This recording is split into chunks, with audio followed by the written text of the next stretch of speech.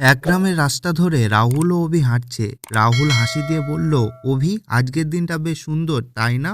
অভি বলল, হ্যাঁ রাহুল, প্রকৃতি সবসময় আমাদের শেখায়। তারা হাঁটতে হাঁটতে একটি বনের মধ্যে ঢুকে পড়ে। হঠাৎ বনের ভেতর থেকে একটি ভাল্লুকের গর্জন শোনা যায়। অভি আতঙ্কিত হয়ে বলল, রাহুল, ভালুক আসছে, আমরা কি করব? রাহুল বলল, চিন্তা করো না, আমি গাছে উঠে লুকিয়ে পড়ি। রাহুল তাড়াতাড়ি গাছে উঠে পড়ে। অভি কিছুই করতে পারে না, তাই সে মাটিতে শুয়ে পড়ে এবং নিঃশ্বাস বন্ধ করে থাকে। ভালুক এসে অভিকে ঘ্রাণ নেয় এবং চলে যায়। ভালুক চলে যাওয়ার পর রাহুল গাছ থেকে নেমে আসে।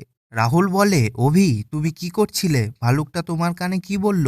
অভি হাসি দিয়ে বলল, সে বলল, এমন বন্ধুর ওপর কখনো ভরসা করো না যে বিপদে তোমাকে ফেলে রেখে পালিয়ে যায়। রাহুল লজ্জিত হয়ে বলল, বন্ধু, আমি ভুল করেছি, আমি ভবিষ্যতে তোমাকে কখনো একা ফেলে রেখে যাব না। অভি হাসি দিয়ে বলল, ঠিক আছে রাহুল, ভুল থেকে শিক্ষা নেওয়াটাই আসল। এর থেকে সে শিক্ষা পেল যে সত্যিকারের বন্ধু বিপদেই পাশে থাকে। বিপদে পাশে না থাকলে সে বন্ধু সত্যিকারের বন্ধু নয়।